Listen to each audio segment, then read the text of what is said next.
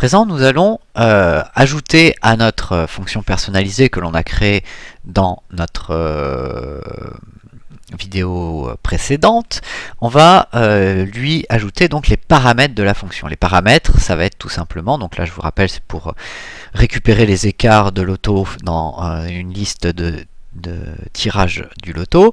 Donc grosso modo, les paramètres, ça va être mes colonnes de E à I, et ça va être ici le numéro de ma boule. Voilà les deux paramètres que je vais rentrer dans ma fonction. Donc il va me falloir pour ça des zones de stockage. Ces zones de stockage, on les appelle des variables. Une variable, c'est quoi? C'est ni plus ni moins qu'un mot, un nom, que l'on définit, qui est totalement arbitraire. Hein.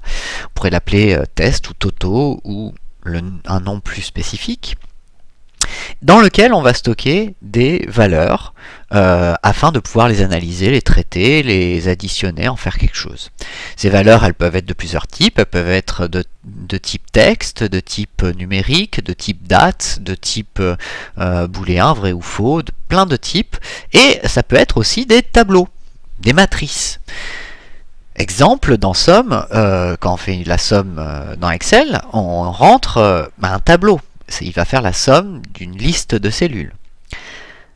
Et bien c'est ce que l'on va faire. On va avoir besoin donc de deux variables en paramètres, une variable plage et une variable boule. On peut voir quand même ici que les variables en tant que paramètres sont séparées, non pas avec des points-virgules comme dans l'utilisation de la fonction, mais par des virgules.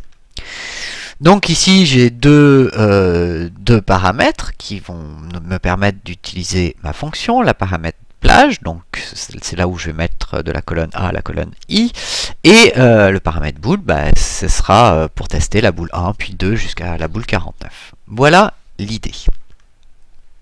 À présent, nous allons devoir renvoyer un résultat aussi. Pour l'instant, ça ne nous renvoie rien du tout, donc ça affiche 0, comme on a pu voir, mais ce serait intéressant que ça puisse nous afficher un résultat. Pour afficher le résultat de la fonction, c'est très simple, il suffit de dire que écart loto est égal, et on lui met le résultat qu'il doit renvoyer. Donc là, par exemple, si je dis que écart loto est égal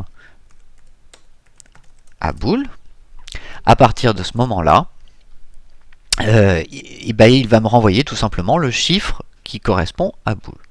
Alors je ne sais pas si ça a marché parce que j'ai pas déclaré mon type de variable, on va voir, mais normalement ça devrait marcher. Alors, essayons.